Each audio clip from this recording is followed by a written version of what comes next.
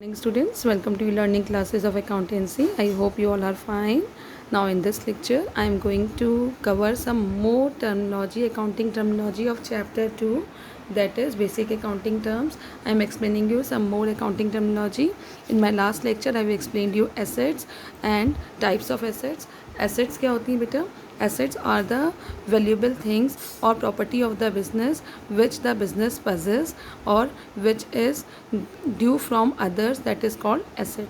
In other words, you can say asset are anything which will be able to get cash or benefit in future, that is called asset. For example, cash and bank balance, for example stock, furniture, that is called asset.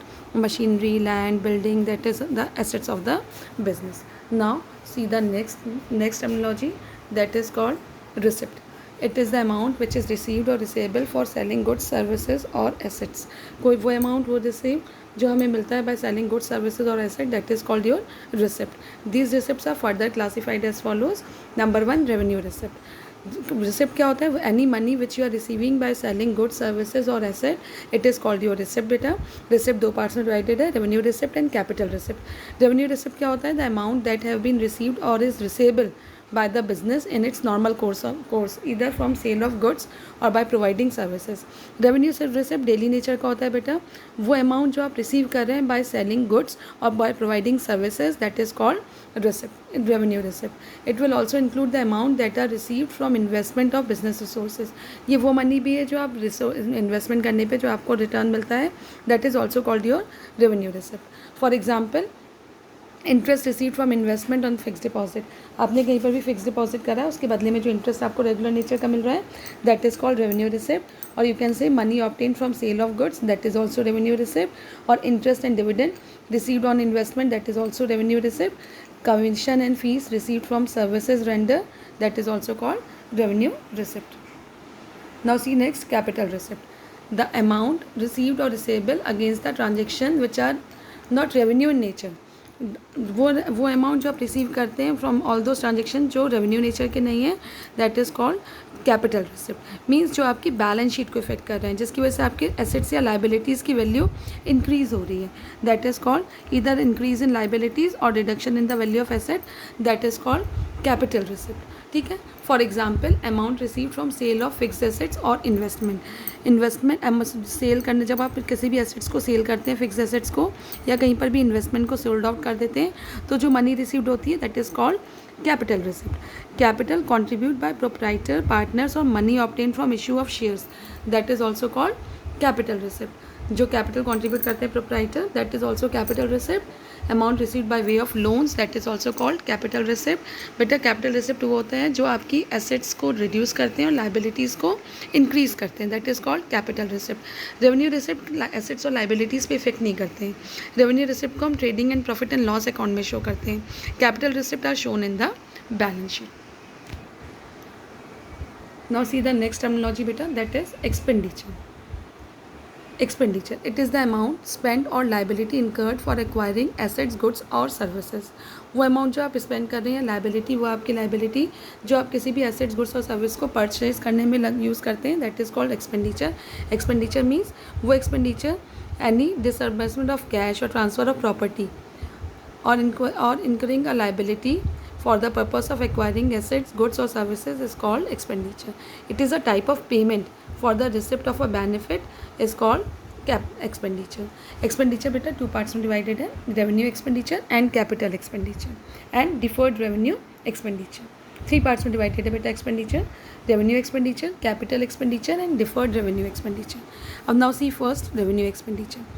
It is that expenditure the benefit of which is consumed or exhausted within the accounting period. वो expenditure जिसका benefit आप within an accounting period यानी within 1 year of time get करते हैं, that is called revenue expenditure.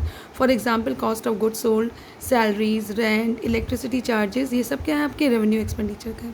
और revenue expenditure को हम trading and profit and loss account में शो करते हैं. रेवेन्यू एक्सपेंडिचर आपकी एसेट्स और लाइबिलिटीज़ को इफेक्ट नहीं करता है.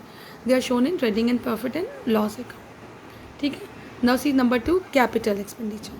It is the amount incurred to acquire tangible or intangible assets or the amount spent on improving the existing assets which increase the earning capacity of the business are called capital expenditure. Capital expenditure वो expenditure है जो incurred होता है for increasing the value of fixed assets या आपका किसी भी acquiring of fixed asset, that is called capital expenditure. Capital expenditure को हम balance sheet में show करते हैं, ठीक है. Now see next, deferred revenue expenditure. This is the revenue expenditure in nature which is written off or charged in more than one accounting period. Deferred revenue expenditure वो expenditure होता है बेटा जिसका बेनिफिट जो है आपको more than one accounting period में होता है. इस ईयर में आप एक्सपेंडिचर कर रहे हैं लेकिन उसका बेनिफिट आपको 3 to 5 ईयर्स में एंड होता है, 3 to 7 ईयर्स में जनरली एंड होता है. That is called deferred revenue expenditure. इसलिए पूरी की पूरी अमाउंट इस एक्सपेंडिचर की फर्स्ट ईयर के प्रॉफिट में नहीं आती है, प्रॉफिट एंड लॉस अकाउंट में नहीं शो करते हैं, बल्कि इसका बेनिफिट जितने ईयर्स में आपको रिसीव होता है उतने ईयर्स में इसके एक्सपेंस को डिवाइड कर देते हैं और every year we are showing that expenditure, ठीक है. For example advertisement expenditure, research expenses. Advertisement हम इस ईयर कर रहे हैं लेकिन उसका बेनिफिट आपको 4 to 5 ईयर्स में जनरेट होता है, तो that is called advertisement expenditure. For example अगर आपने एडवर्टीजमेंट एक्सपेंडिचर में 50,000 इन्वेस्ट किया है और आपका 5 ईयर्स का बेनिफिट है, तो 50,000 डिवाइडेड बाई 5 10,000, तो पर ईयर आप प्रॉफिट एंड लॉस अकाउंट में 10,000 शो करेंगे till 5 years. That is called deferred revenue expenditure जिसका बेनिफिट आपको more than one accounting period में मिल रहा है, ठीक है. That is called deferred revenue expenditure. बेटा one more term is there, that is income. It is the profit earn during an accounting period which is calculated as the difference between the revenue and expenses. Income क्या होती है आपकी? Income वो profit है जो earn होता है within an accounting period, या income is the difference between revenue and expenses. In other words, you can say income is excess of revenue over expenses. Now see next term beta, expenses. It is the cost incurred for generating revenue or a monetary measure of resources consumed. ये वो cost है जो incurred होता है for generating revenue या monetary measure के लिए जो use होता है, that is called expenses. Expenses आपके 2 पार्ट्स में डिवाइडेड है बेटा.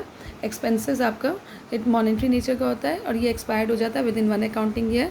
For example in amount spent as cash payment for salaries, wages और amount that are written off during an accounting period, that is called expenses. आप salary दे रहे हैं, wages दे रहे हैं एम्प्लॉयज़ को, या आप इंटरेस्ट पे कर रहे हैं, that is called expenses.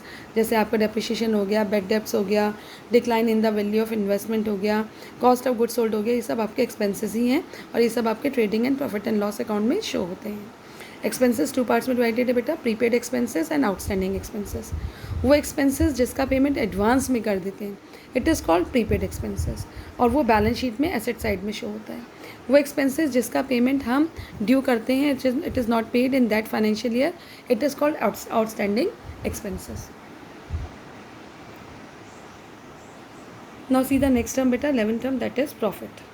It is the income earned by the business from its operating activities which are carried out by the enterprise to earn profit. वो इनकम जो कि आप अर्न कर रहे हैं फ्रॉम ऑपरेटिंग एक्टिविटीज़ और जो कि आपका डेली नेचर के इनकम थ्रू होती है, चाहे आपका जो है profit, that is called profit. These activities can be इधर सेल ऑफ गुड्स और प्रोविजन ऑफ सर्विसेज. गुड्स को सेल करके जो मनी आप रिसीव करते हैं, that is called your income. और इनकम में से आपका एक्सपेंसेस माइनस करते हैं, total revenue over total expenses is called profit of the firm, ठीक है. The profit is divided in 2 parts, gross profit and net profit. Gross profit होता है difference between revenue from sale and और services rendered and its direct cost. The gross profit is equals to net revenue minus cost of goods sold. Net profit is calculate होता है bye deducting total revenue को जब हम expenses minus कर देते हैं, total expenses, तो that is called net profit. Now see the next term, that is gain. It is the increase in the owner's equity resulting from something other than the day to day earning. Profit day to day earning है बेटा, लेकिन gain आपका one time benefit है जो आपका non recurring nature का इस year हो भी सकता है और नहीं भी हो सकता है.